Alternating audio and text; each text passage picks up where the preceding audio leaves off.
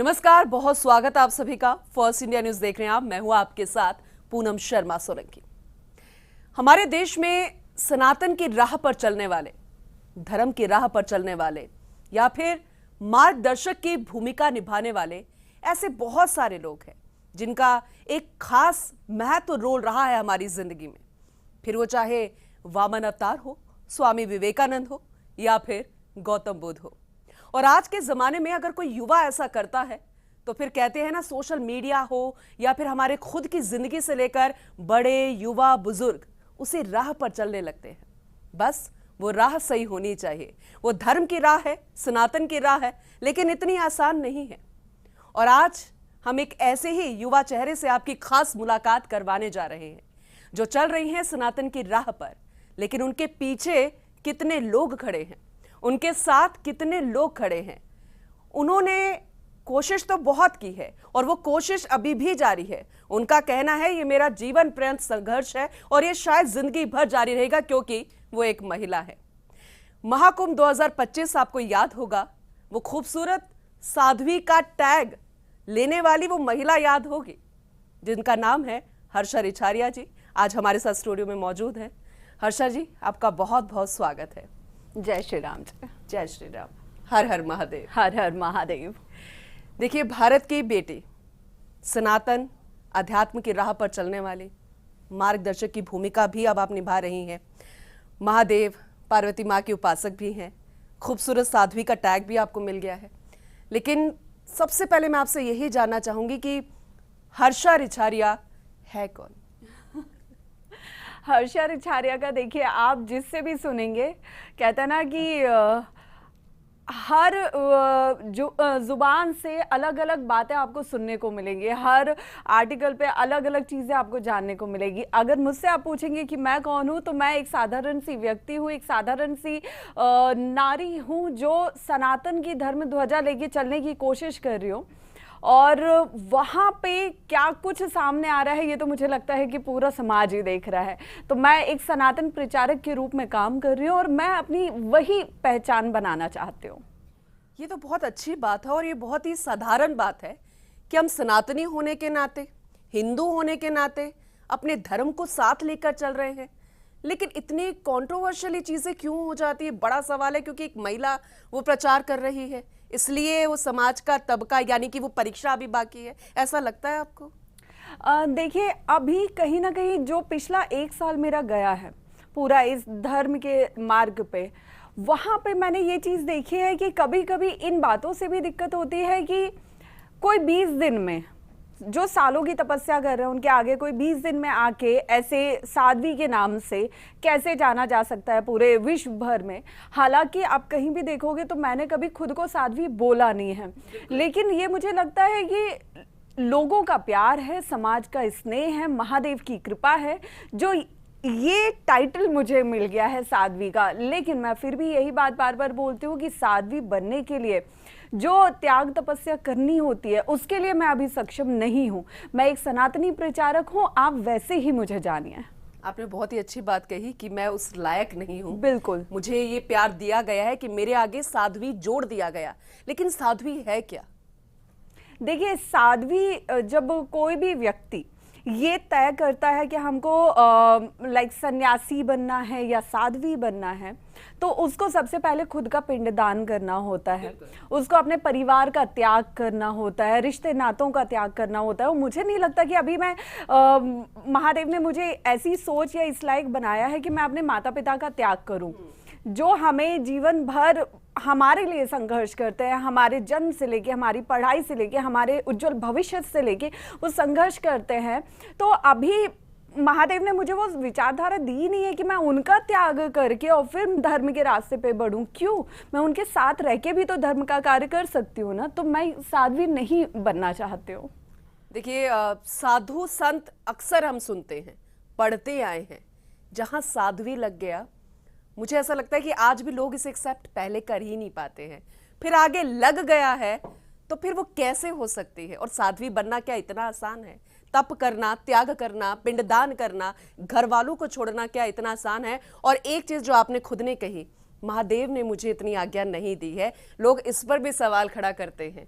तो महादेव आशीर्वाद कैसे देते हैं? मैं खुद महादेव की भक्त हूँ, इस चीज को मैं महसूस कर पा रही हूँ, लेकिन हम लोगों को बताएं या उसकी जरूरत नहीं है?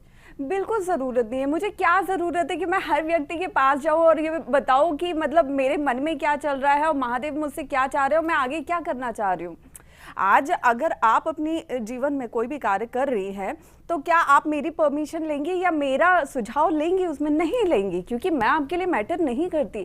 ठीक वैसे ही जिस कार्य के लिए मैं आगे बढ़ रही हूँ, जिस राह पे मैं आगे बढ़ रही हूँ, मैं अपना काम करती जाऊंगी। अब कितने उससे एग्री होते हैं, कितने डिसएग्री होते हैं, ये उनके ऊपर है, लेकिन मैं तो अपना कार्य करना नहीं छोड़ूंगी ना। हर्षा जी का कार्य क्या है? वो क्या करना चाहती है? आप क्या बनना चाहती हैं? वो इसलिए क्योंकि अब बनना तो एक एंकर चाहती थी, अब पता नहीं, मुझे ऐसा लगता है कि एक मॉडल का टैग भी लग गया, एक्टर का टैग भी लग गया, खूबसूरत साध्वी। ये तो अच्छी बात है क्योंकि आप बहुत खूबसूरत है लेकिन आप मुझे बताइए, आप क्या बनना चाहती है, क्या करना चाहती है, आपका कार्य क्या? देखिए, जब मैं स्कूल में थी, मुझे याद है 9th क्लास पास आउट करके हम 10th में जाते हैं तो सब्जेक्ट चूज करने होते हैं। उस वक्त तक मेरा था, 10th में जब मैं आई तो मेरा था कि लाइक मुझे एयरफोर्स ऑफिसर बनना है, मुझे फाइटर प्लेन्स उड़ाने हैं। लेकिन जीवन ने कुछ, महादेव ने ना कुछ और तय कर रखा था कि नहीं, इस दिशा में नहीं, इस दिशा में। तो मैं स्कूल से ही एंकरिंग लाइन में आ गई थी। पहले मैंने एज अ प्रमोटर काम किया, फिर मैं एंकरिंग मैंने स्टार्ट किया, फिर भोपाल से शुरू करके और पूरे देश में काम करना, और फिर देश से विदेश में काम करना। तो वो भी उनकी कृपा थी, मेरी चाहत कुछ और थी। लेकिन उसके बाद 2019 से उन्हीं ने, फिर कहते ना कि वक्त का फेर घूमता है, तो वैसे ही चक्र घूमा और मेरा जो पूरा जीवन है वो डाइवर्ट हो गया। और फिर मैं अध्यात्म के रास्ते पे आई, फिर मेरा मोस्टली उत्तराखंड रहना हुआ। तो अब मुझे लगता है कि ये है कि हमको सिर्फ धर्म के रास्ते पे आगे बढ़ना है। युवाओं को, जो अगर आप भी, जैसे आप देख रहे होगे, आप मीडिया में हो, तो हमारा युवा कहीं ना कहीं बहुत ज़्यादा ये नशे की तरफ जा रहा है, नग्नता की तरफ जा रहा है। सोशल मीडिया में फेम पाना इज़ गुड, कि आज हर कोई फेम पाना चाह रहा है। किसी भी एक व्यक्ति को आप नहीं बोल सकते जो सोशल मीडिया पे नहीं हो, तो फेम पाना इज गुड, लेकिन आप क्या करके फेम पा रहे हो ये बहुत मैटर करता है। ये आपने बहुत अच्छी बात कही कि आप क्या कर या क्या करना चाहते हो, और तब आप प्रसिद्धि चाहते हो या कार्य चाहते हो, ये आपके लिए भी कहा जा रहा है कि आप इसलिए इस जगह पर आए हो महाकुंभ में, आप इसलिए वो डेडलॉक्स एंड ऑल, और आप इसलिए इस लाइन में आ गए क्योंकि बहुत आसान है फेमस होना। काश ये आसान होता मैं सच बता रही हूँ, अगर महाकुंभ 14 जनवरी 2025 से 14 जनवरी 2026 तक 365 दिन, इन 365 दिन में से 265 रातें मैंने रोके गुजारी है। ये आसान नहीं है ये रास्ता जितनी चुनौतियां, जितने हर्डल्स, जितने स्ट्रगल्स, जितने एफर्ट्स, जितनी राजनीति मांगता है ना, उसके लिए इंसान को शारीरिक से ज्यादा मानसिक रूप से तैयार होना पड़ता है। और खास तौर पे आप अगर एक साधारण व्यक्ति हैं, जब आप मेंटली इस सारे ट्रॉमास के लिए रेडी नहीं होते हैं, तब आप बहुत बार टूटते हैं, बहुत बार। और ईश्वर की अगर आप पे कृपा नहीं है ना, तो आप कब का गलत रास्ते पे, इन द सेंस कि आत्महत्या कर लें, छोड़ दें, क्या कर लें, कुछ पता ही नहीं चलता है। गलत परिस्थितियां, गलत व्यक्ति, गलत स्थितियां होनी जरूरी है सही करने के लिए। एक रील आपने डाली थी और मैंने उसको बहुत ही ऐसे कहते हैं ना कि कनेक्ट हो जाता है। कोई अगर इस राह पर, सही राह पर चलना चाह रहा है, लेकिन ये परिस्थितियां शायद इसे और इंडिकेट कर रही है।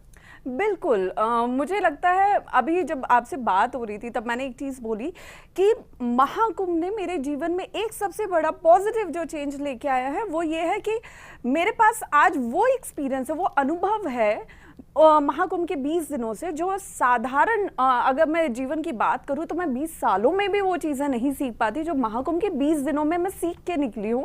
और इस एक साल में भी मैंने बहुत ठोकरें खाई है, बहुत चुनौतियों का सामना किया है, तो मैंने बहुत सीखा है, तो मेरे पास अनुभव दिया है। तो गलत परिस्थिति, गलत लोग, गलत रास्ते मिलने जरूरी है जीवन में। लेकिन महाकुंभ कहते हैं कि बड़े किस्मत वाले लोग होते हैं, सौभाग्यशाली होते हैं, जो अमृत स्नान का मौका मिलता है, और आपको वो मिला है। अच्छी, अगर पॉजिटिव वे में मैं अगर बात करूं, कैसा रहा वो एक्सपीरियंस? बहुत अच्छा, बहुत अच्छा। देखिए 2004 सिंहस्थ महाकुंभ उज्जैन, जब पहला परिवर्तन मेरे जीवन में हुआ था कि किसी ने पापा को बोल दिया था कि आप यहाँ जाइए, और तब हम गांव में रह रहे थे, तो उन्होंने बोला था कि आप जाइए और जाके वहाँ से ना आपके परिवार के साथ सब अच्छा होगा। तो किस्मत से कि हम वहाँ गए, हफ्ते भर रुके, और वहाँ से जब हम वापस जा रहे थे तो हम कभी गांव लौट के नहीं गए, हम भोपाल शिफ्ट हो गए। मतलब मैं कभी, मुझे जाना नहीं पड़ा। फिर सिंहस्थ महाकुंभ 2016 उज्जैन, वहाँ हम गए, हफ्ते 10 दिन रहे। उसके बाद मुझे आउट ऑफ इंडिया के शोज मिलने स्टार्ट हुए थे एंकरिंग के लिए, और ये तीसरा महाकुंभ मेरे जीवन का जिसने पूरी तरह बदल के रख लेकिन दिया ये है। कोई जानता नहीं है, ये महाकुंभ 2025 का वो वक्त था जब हर्षा जी को वो पहचान मिली जो शायद वो आप शायद खुद भी नहीं सोच रहे थे। लेकिन वो ये नहीं जानते जिस दीक्षा की हर कोई बात कर रहा है, साध्वी दीक्षा की, वो शायद आपने कभी ली ही नहीं। और जिन गुरु का जिक्र हम करते हैं, कैलाशानंद जी का, उनसे तो आप पहले से ही रूबरू थी, तो वो जरा बताइएगा। बिल्कुल, जो मेरे परम पूज्य गुरुदेव हैं उनको मैं महाकुंभ से भी 2 साल पहले से जानती थी, और 1.5 साल पहले, महाकुंभ में आने से 1.5 साल पहले मैंने उनसे गुरु दीक्षा ली हुई थी। उनका मार्गदर्शन, उनका आशीर्वाद मुझे हमेशा मिला है। मैं महाकुंभ से पहले उनके आश्रम में रहती थी, नवरात्रि के 15 दिन भी रही हूँ मैं, और गुरु पूर्णिमा के समय भी रही हूँ मैं, सावन के समय भी रही हूँ। और मैं खुद को बहुत किस्मत वाली मानती हूँ कि उनके आश्रम में रह के मैंने ध्यान, त्याग, तपस्या, साधना जो होता है रियलिटी में, वो मैंने सीखा है वहाँ रह के। रात रात भर साधना में रहना, हवन करना, अनुष्ठान करना, माँ काली का महास्नान करना, तो ये सब मैंने उनके सानिध्य में सीखा है। तो मैं पहले से उनको जानती थी, लेकिन लोगों ने उसको, कहते हैं ना कि एकदम से कोई चीज़ उठी है तो तब नजर गई है। सूरज रात में भी रहता है, लेकिन तब वो कहीं और रहता है। जब हमारे देश में, हमारे शहर में सूर्योदय होता है, तब हमारी नजर उस पर पड़ती है कि अरे सूरज निकल आया, लेकिन उसका मतलब ये नहीं कि सूर्यास्त तो हुआ था कभी। अच्छा, घर के माहौल के बारे में जरा बताइए, क्या ऐसा ही माहौल रहा है घर में? क्योंकि देखिए, कहते हैं ना कि घर में जब माहौल होता है इसी तरीके से पूजा पाठ का, सनातन के प्रति, धर्म के प्रति पूजा पाठ, तब बच्चे भी वैसे ही सीखते हैं जैसे बड़े करते हैं। दूसरा, क्योंकि सोशल मीडिया भरा हुआ है, हर किसी ने गूगल पर पता नहीं कितनी बार सर्च कर लिया, खूबसूरत साध्वी हर्षा रिचारिया, वो कहाँ की है, कहाँ पैदा हुई, तो हर कोई कंफ्यूज है। तो आप जरा बताइए, आप कहाँ की रहने वाली हैं, भोपाल आप कैसे गई, झांसी से, शायद झांसी में आप पैदा हुई हैं, और घर में माहौल आपका कैसा रहा, कौन कौन है घर में? देखिए, जहाँ मेरा जन्म हुआ जिस गांव में, उस गांव में आज भी बिजली, लाइट, सड़क की आज भी दिक्कत है। मैं उस गांव से निकली हूँ जहाँ आज भी बेटी की उम्र अगर 16-17 साल हुई है तो वो परफेक्ट एज है जब बेटी की शादी कर दी जाती है, आज भी। उसके आगे बेटियों को सपने देखने का अधिकार नहीं है। जब मेरा जन्म हुआ था तो मेरी दादी मुझे बताती है कि मेरा जन्म चैत्र नवरात्र की अष्टमी का है।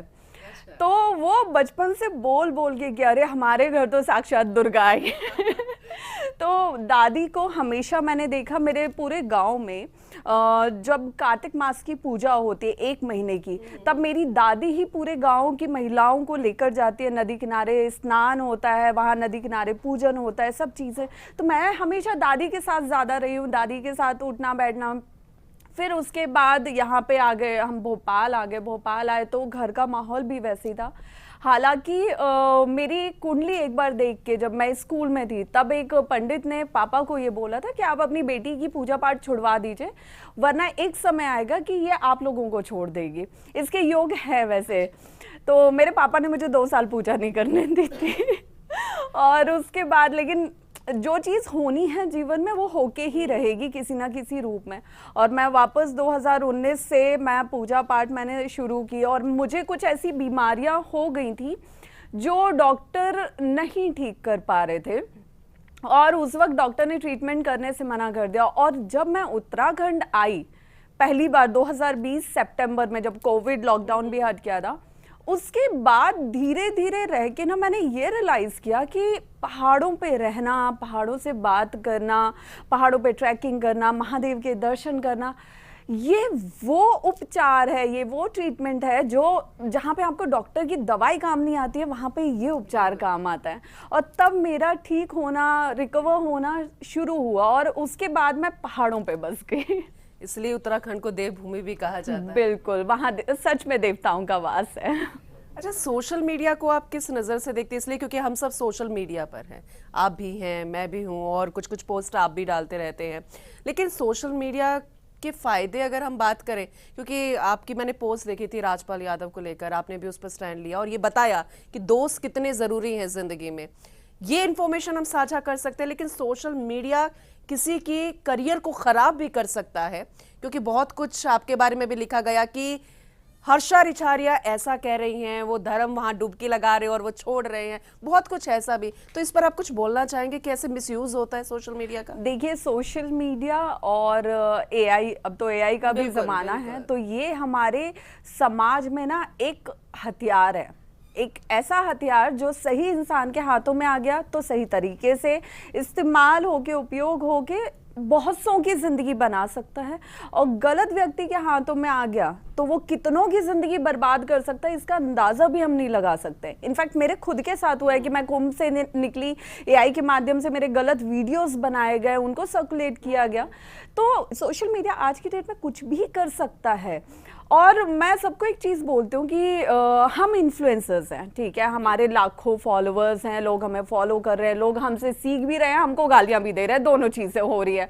बहुत से लोग मैं ऐसे देखती हूँ कि जिन्होंने फॉलो किया हुआ है उन्होंने सिर्फ उल्टा सीधा बोलने के लिए फॉलो किया हुआ है, क्योंकि ये उनका तरीका है खुद को एंटरटेन करने का, ठीक है। अब मैं अगर इन्फ्लुएंसर हूँ तो ये मेरी जिम्मेदारी है कि मैं समाज को, युवाओं को, बेटियों को, भाइयों को किस तरह इन्फ्लुएंस करना पसंद कर रही हूँ।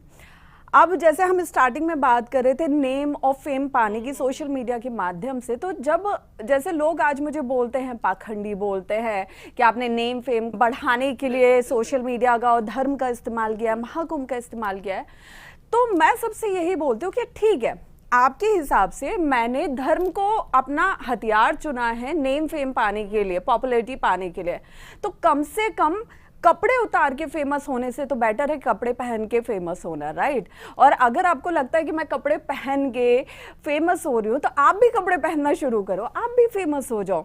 मतलब इसमें जेलसी क्यों है, कंपटीशन करते हैं ना। और मुझे लगता है कि फिर उस तरीके से ना युवा और ज़्यादा आगे आएंगे। तो वो पर्सन टू पर्सन डिपेंड करता है कौन किस तरह इन्फ्लुएंस कर रहा है। अभी तो बैटिंग ऐप भी कितना ज़्यादा चल रहा है, मेरे पास कितने सारे प्रमोशन उसके आते रहते हैं। तो मैं यही बोलती हूँ कि मैं एक तरफ युवाओं को सही दिशा में ले जाने की कोशिश कर रही हूँ, और दूसरी तरफ आप बोलो कि मैं ऐसे ऐप को प्रमोट करूँ जिससे और ज़्यादा युवा और उसका परिवार खराब हो जाए, मैं तो ऐसा कभी नहीं कर सकती। बिल्कुल सही कहा आपने, और क्योंकि आपने फैसला कर लिया है कि आपको आगे करना क्या है, बहुत ज़्यादा मुश्किल है, कहते हैं एक टास्क होता है, आपने लेकिन फैसला कर लिया है कि आपको करना क्या है। लेकिन इन सबके बीच में एक पोस्ट आपकी बड़ी वायरल हो रही थी कि अब आपने सब कुछ छोड़ दिया है, अब आप इस ग्लैमर वर्ल्ड में आ गई है। इसको भी थोड़ा सा क्लियर कर दीजिए, थोड़ा नहीं मैं कहूँगी सब कुछ क्लियर कर दीजिए इसमें आप। देखिए, जब मैंने वो वीडियो पोस्ट किया था, अपनी बात रखी थी, तो मेरा उससे जो मतलब था वो ये था कि धर्म का प्रचार जो मैं 1 साल से कर रही थी, कुंभ से शुरू करके, उस धर्म के प्रचार पे मैं अब विराम लगा रही हूँ। लेकिन कुछ मीडिया ने उसे ये दिखाया कि हर्षा रिछारिया धर्म छोड़ रही हैं, एंड इसके बाद यू वोंट बिलीव कि मेरे पास ऐसे लोगों के मैसेजेस आए जो ये बोल रहे हैं आप जीसस के बारे में पढ़िए, आप अल्लाह को जानिए।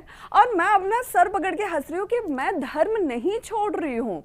मैं बहुत सौभाग्यशाली हूँ कि मेरा सनातन धर्म में जन्म हुआ है, और मैं चाहूँगी कि मैं अगले जितने जन्म लूँ इंसान के, व्यक्ति के, मानव के शरीर में, मेरा जन्म सिर्फ और सिर्फ सनातनी के रूप में होना चाहिए। अब रही बात इसकी कि मैं क्यों विराम दे रही थी, तो पिछले 1 साल से दे रही थी, दिया नहीं है।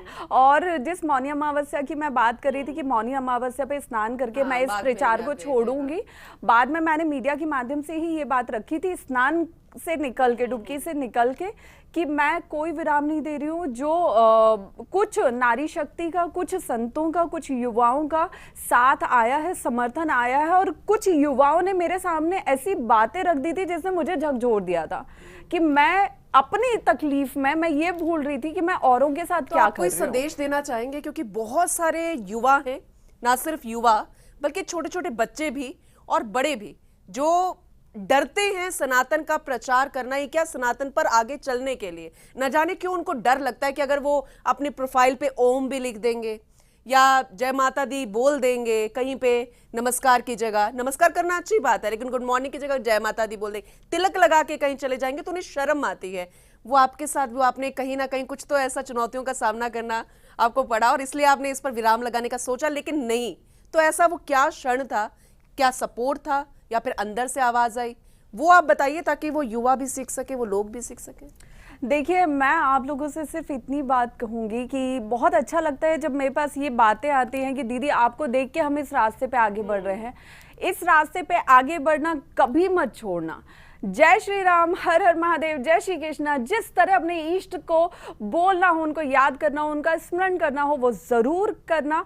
अपने प्रोफाइल पे जैसे आप बोल रही है कि ओम लिखने में डर लग रहा है, क्यों डरना है? गर्व से कहिए कि हम सनातनी हैं, गर्व से अपने धर्म का, हम दूसरे धर्मों की बात करें वो भी गर्व से ही अपने धर्म को बोलते हैं, याद करते हैं, तो हम क्यों नहीं कर सकते? हाँ, लेकिन मानसिक रूप से आपको बहुत ज्यादा मजबूत होना पड़ेगा इस धर्म की राह पे आगे बढ़ने के लिए, क्योंकि धर्म की राह चुनौती बहुत मांगती है। और हर युग की बात करें तो हमारे भगवान ने भी जब अवतार लिया है तो उन्हें भी धर्म के रास्ते पे चुनौतियों का सामना करना पड़ा है। हम तो बहुत छोटे इंसान हैं, तो अपने आप को मजबूत रखिए, दृढ़ संकल्पित रहिए और इस रास्ते पे आगे बढ़िए।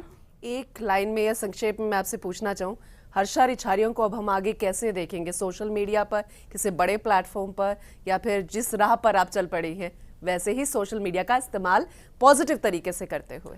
देखिए, हर वो स्टेज, हर वो प्लेटफॉर्म जहां मुझे लगेगा कि एक जगह बैठ के आप जैसों के साथ जो इतने अच्छे से बात करें, इतने अच्छे से धर्म की बात को रख रहे हैं, वहां बैठ के जहां पे हम एक बार में लाखों करोड़ों लोगों तक जुड़ सकते हैं, तो मुझे लगता है वो हर प्लेटफॉर्म बहुत अच्छा है, क्योंकि हम सबके घर जाके नहीं समझा सकते। तो भविष्य में आप मुझे हर प्लेटफॉर्म पे भी देखेंगे, लेकिन उसके साथ साथ सामाजिक रूप में भी कार्य करते हुए देखेंगे, क्योंकि सिर्फ प्लेटफॉर्म पे बैठ के बात करने से समाज में कुछ नहीं होगा। हर हर महादेव। हर हर महादेव। बहुत अच्छा लगा। और हमारे साथ हर्षा रिछारिया जी थी, जिन्होंने बहुत सारी ऐसी बातों का जिक्र किया, क्योंकि बहुत सारे सवाल उनसे जुड़े थे, बहुत सारे सवाल वो पूछना चाहती थी, लेकिन जो जवाब थे वो आप जानना चाहते थे। तो आप देखते रहिएगा फर्स्ट इंडिया न्यूज, खबरों का सिलसिला आगे भी ऐसे ही जारी रहेगा।